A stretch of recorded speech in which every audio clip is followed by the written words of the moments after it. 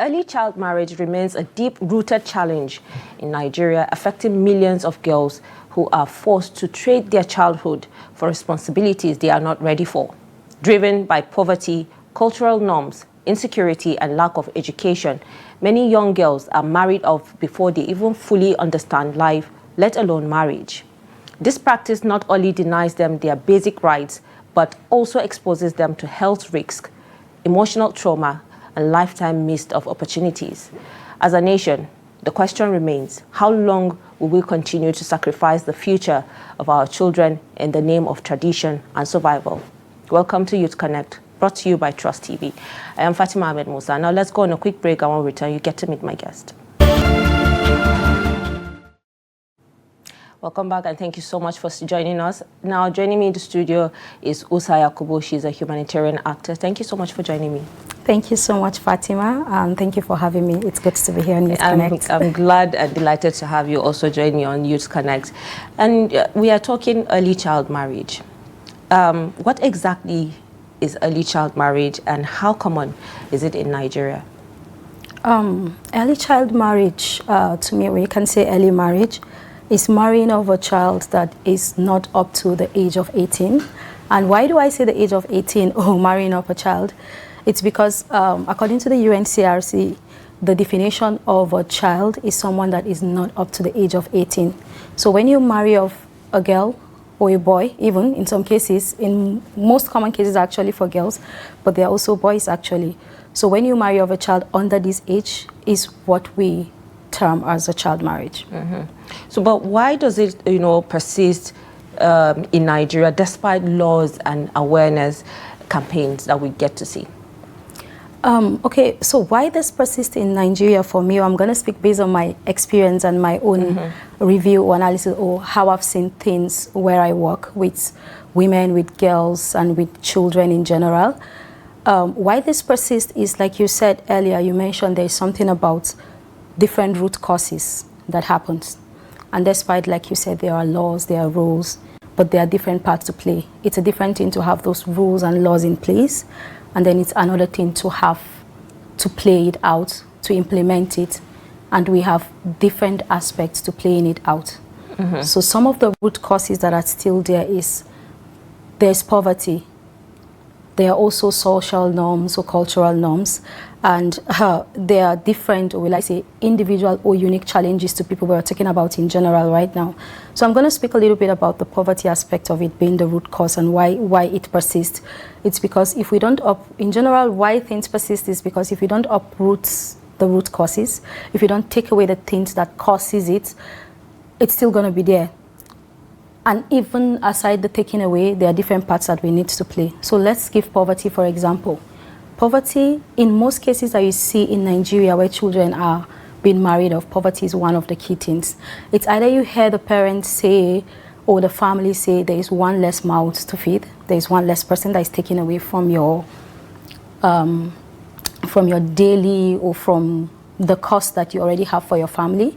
And then you're also looking at, okay, if I marry this person off, then there is that potential of maybe her husband providing for us, apart from her husband taking care of her. So in another way, the poverty tends to make it look like it's not only taking this person off my plate, but it's also, if I can use the term, a source of income. Is also something that the lady is going to bring. Her husband is going to start providing for the family. He's going to help with her younger ones. Her husband is also going to take care of her or take care of me. So this is one of the examples of the root cause, right, when we look at in terms of poverty. And then another root cause I'll briefly talk about is when we look at social norms, when we look at the culture itself, is that, and it's a funny thing though in Nigeria, it's generally Nigeria, it's not northern, it also happens in the east, other parts of Nigeria. So when we look at culture, we see that this is how it happens in my family, this is how it happens where I'm coming from, this is how it's been done. You're not coming to come and change what has been for ages. This is it. If this child past this age, then they feel there are some social norms or cultures attached to it. So in summary, I think why this keep persisting, it's because the root causes are not being addressed properly. But how does early child marriage now affect, the young girls' education, mental health, and future opportunities? Very good. I like the fact that you've mentioned some of them. These are the key things in the areas I've worked with that I've seen. I've worked with children for a number of years now in Northeast Nigeria, and I have seen how it affects children. In general, child protection concerns are a lot, but narrowing it down to child marriage that we're talking about, like you said, there's mental health, there's the effect it has not just on their mental health, but on their well-being in general. I tend to term it like it's on their well-being. It steals away childhood from the person that is married early. I'm going to give a small example with some interactions I've heard, right? It's a young lady, she's married, she has a child that she's holding, and then other children are playing in where we call like a safe space, like a child-friendly space. That's the term we call. So children come to play, there are different things, there are different games. But she's holding on to her child and looking at the children. She is also a child. Is she supposed to drop that child and join them to play? She could actually drop the child, but then that child is small and nobody to take care of the child that is beside her. So this is just an example. That is just like one of the examples of taking away the childhood of the person from them. She didn't have that time to be a child. The person didn't have the time to fully explore what being a child really means. Then if I'm moving from stealing their childhood and I'm going into education, that is a big part of it. It's the key part of one of the things that takes away or the impact that this has on the child. You take the child away when she's still a child. She maybe just did primary school or didn't even go to a primary school. Then that means her whole lot of education is ahead of her. And when you cut this off, there are a lot of things that comes in general. And it doesn't affect just one child. It affects a generation that comes with her. You cut off her education, that means you cut off her dreams. And then you cut off her dreams, then that means limiting the potentials that she's going to have on the next generation, starting from her own children that she's getting married. So that also limits the impact. And then when we also talk about well-being in general and specifically now in health, there are also health issues attached to this. It's not only the education or the childhood, but also the health issues that are attached to it. Some might actually be successful in giving birth when it comes to that, but it's not every one of them that is successful. Some have had health challenges giving birth, and it's a health challenge that stays with them. And in some cases, it actually end up even making the marriage no longer working, or maybe leading to the end of the marriage. And in subsequent future, some of them don't even tend to get married. Because I actually wanted to ask you how, this affects their health and also social, the social risks associated with the early marriage, but you've already answered that. But how effective are existing laws and policies against early child marriage in Nigeria? Do you think they are effective? Does it work? I think you mentioned something earlier. We have those laws and policies, right? It is one thing to have laws and policies, and it is one thing for us to do the implementation aspect of it. Yes, there are a lot of laws. There is the Child Rights Act that is in Nigeria, domesticated in a number of states, like a large number of states on that. And then when it comes to the child, there is this holistic support that is supposed to be around it. So we have the laws in place, but then each one of us have a part to play in the holistic implementation of this law. So the child is not just one, it's a system. The child has a system around them. It has the family, it has the community, it then has the society, where we have, of course, the government, the laws, the policies. So it starts from within, from inside, from the child itself. It goes down to the family. How much of the responsibilities? We already know there is a law that stops this. There is a law that says, no, we shouldn't do it. Then how are you encouraging it? How are you discouraging it or stopping it? That's from the family itself. Then it goes to the community. How effective are the community in also helping to implement the law? Before it now gets to the larger system, the government. You have the laws in place. What are the things we intend to do? How do we intend to create maybe awareness, a lot of things to do, and then also make this law like very effective for the children?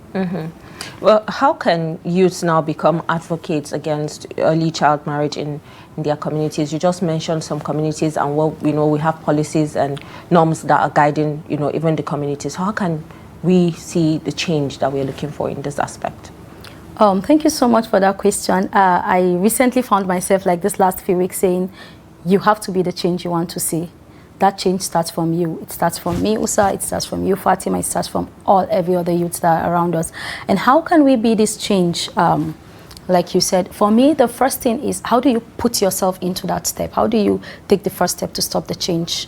The first thing you do, like I said, is a holistic support from your family. What do you see? What do you access that is closer within you? Sometimes it's not going out and going far from where you are. Within you, within the community, what can you say? What can you stop? How do you raise the awareness? First you have the information. One of the key things I know is information is key. I know about this, I know the implications, I know the impact, I know the effects, I know how it affects them. So what am I going to do about it? How do I make other people see it or know it? I might not be the key driver stopping the girl from getting married, cancelling her marriage or stopping it, but I might be just the person to give her mother or her father the right information they need to know. Give them the examples, the things that you have seen. What are the effects, what are the causes, what happened to those other persons? You've given them that information. Then if you're in a power to stop it as a youth in your community, you educate those girls as a youth. For us, another thing is that there is something I came across recently in my work. I just came back from a field visit, and I found one of the girls telling me that she has put together all her friends within her community to start teaching them basic literacy and numeracy. That is another way you can also stop, I think another way you can also influence it, right? You give these girls, like, there is a purpose, there's something bigger and beyond. You also expand their knowledge, their awareness on it, and you take all those things. So apart from the community awareness, from the family, the awareness you do within your community, another change is starting to also implement things. We don't always sit around to wait for what is the bigger thing that has to come, but start with what is the small thing I can do? How can I create awareness? How can I support in educating young girls, educating their families? How can I support in stopping that one girl? I don't need you to stop 5 girls at the same time. It's not about stopping 10 girls at the same time. It's about supporting that one girl to create that future and a voice for her. You know, in every situation we see, we know that young people play a role in, you know, changing narratives, you know, either with protest or, you know, however they can, probably advocacy and the rest. But how can they also, you know, speak up without the fear of getting backlash from families or even the communities they are living in? Because, you know, this is a sensitive topic, of course. Yeah. Yes. Like you said, it's a very sensitive topic, and especially in probably certain communities where you're coming from. In some communities, it's quite free, but in some communities, it's really not something you speak about. Like you said, it is not without risk, truly, but it's not something we have to shy away from. It is something we have to speak about.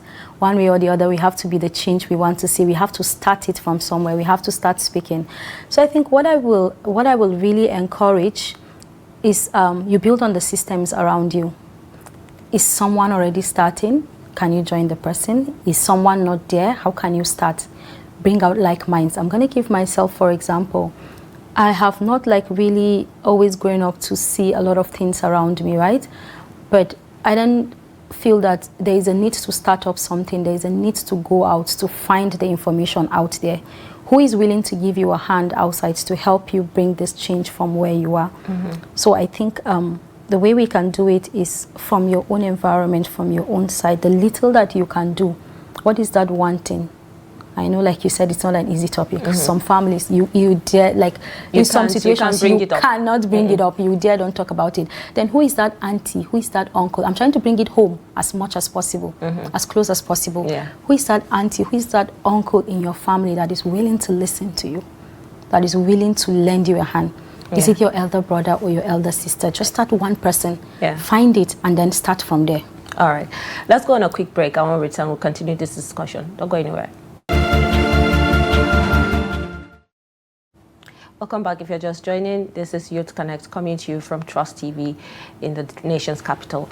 Now, before we went on break, we were talking about, you know, how we can change certain things in a community where people are living, especially with the sensitive topic that we're talking about. But how can we also see the signs or signs that people should watch out for when a young girl is at risk, especially when being married off?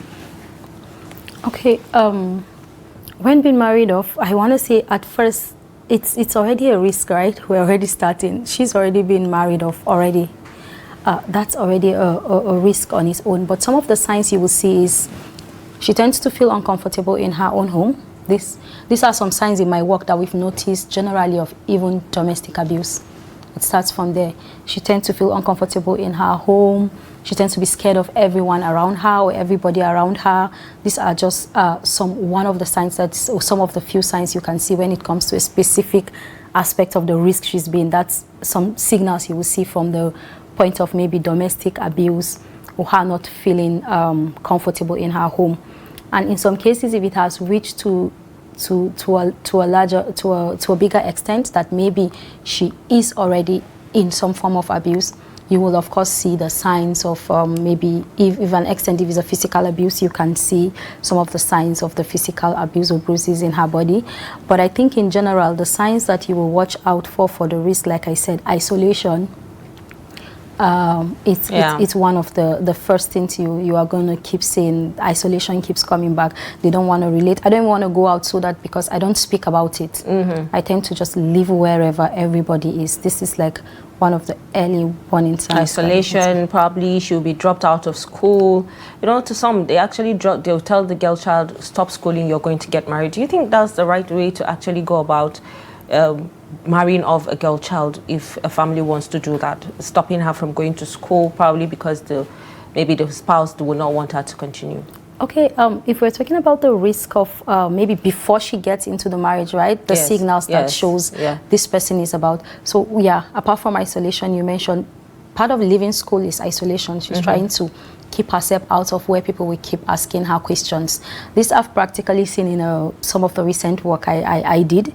It's her friends stopped seeing her in school, like you said. They were no longer seeing her in school, and when they went home, the stories is she was even already proposed to a very elderly man to get married to the person, and they want to start isolating her from the community. Isolation doesn't come from the girl herself; it comes from the family, it comes from the community. They try to keep her out of other girls. They try to keep and start grooming her in her own part. So apart from the isolation and apart from withdrawals or her not to be engaging in other community activities, you will also tend to see that the girl shies away from a lot of engagements outside her normal day and normal activities. It's, for instance, I see her every day by the tap to fetch water. Now she's no longer there. Her patterns are already beginning to change. So there's that change in patterns of her activities or inconsistencies of the things that she does. Yeah.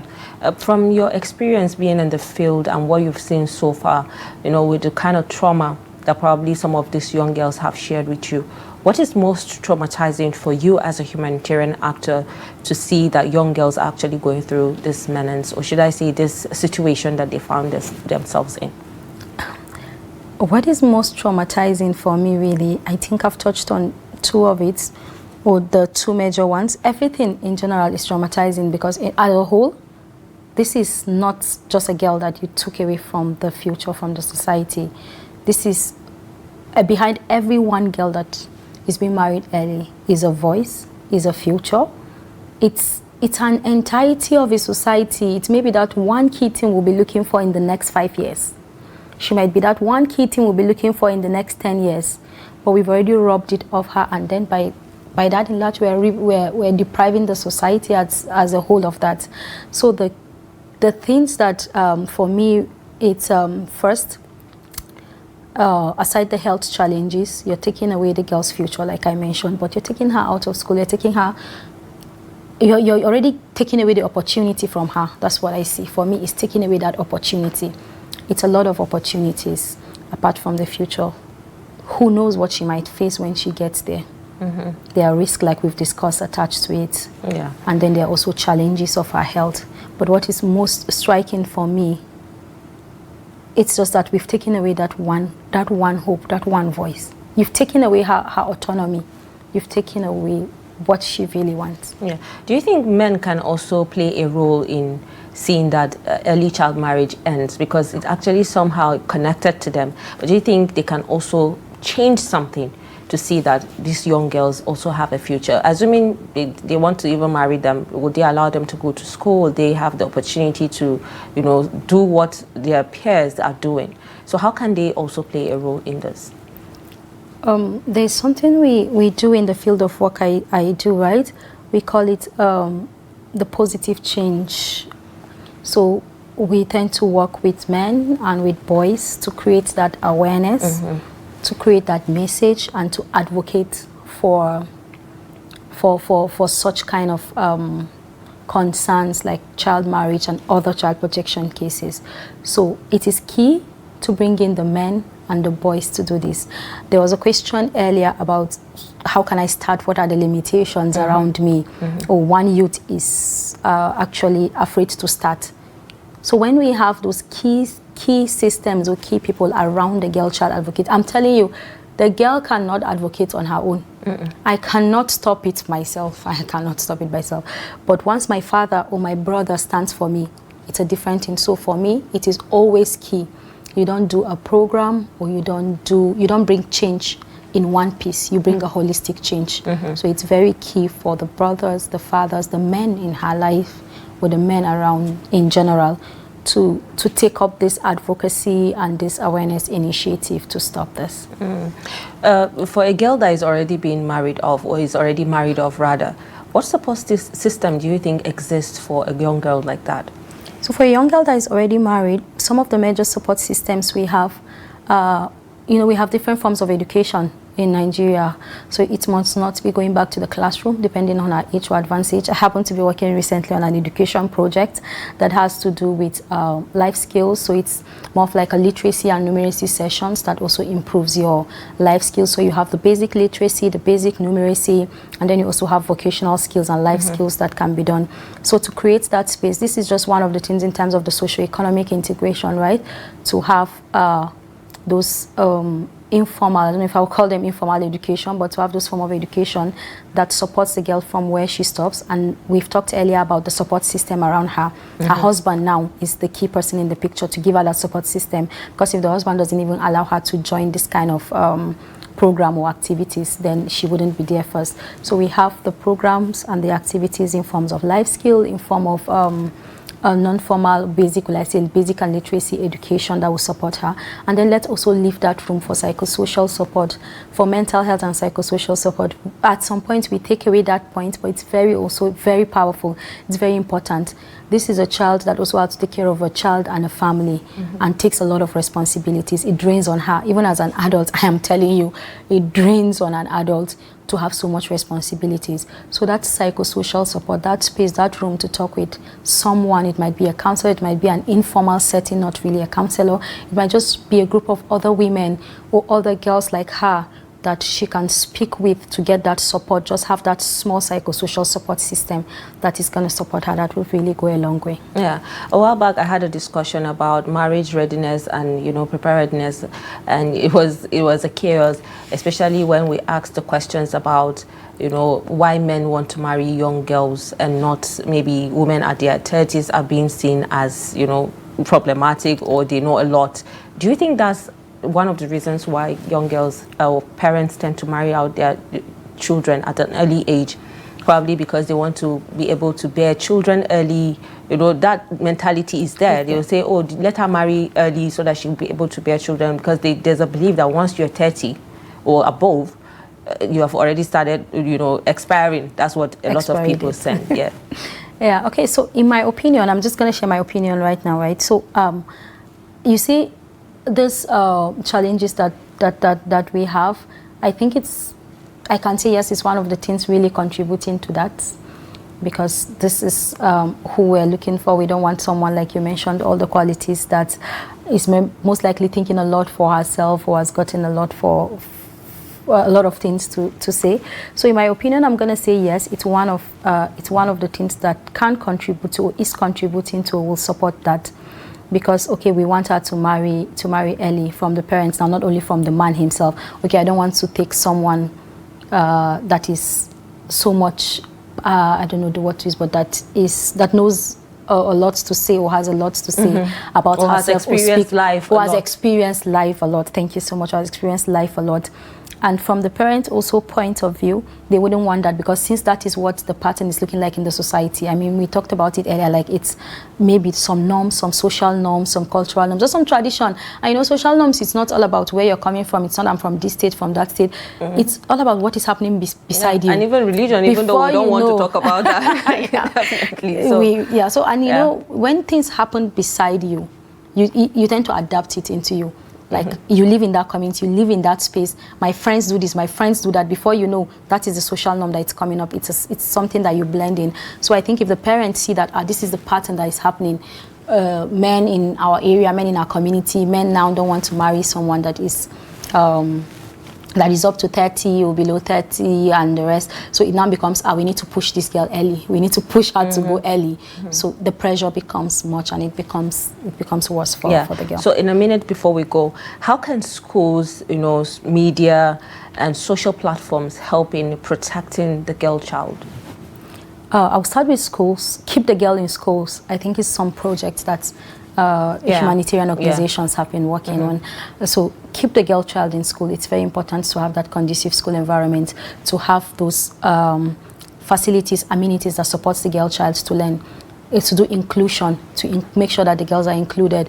What kind of, for instance, in your class, how your classroom supporting the girl child? How is your school facility in general supporting the girl child? Okay, yeah, so how is the facility? Do we have different, I know some programs have decided to do some, because some girls complain that when they go to school, they have to walk back home to use the bathroom, to use the toilet. So all these things have been beginning to be updated in schools. So make the school conducive for the girl child to learn, provide her that room and that space and that equal opportunity that she will need, the platform that she will need to make her own voice.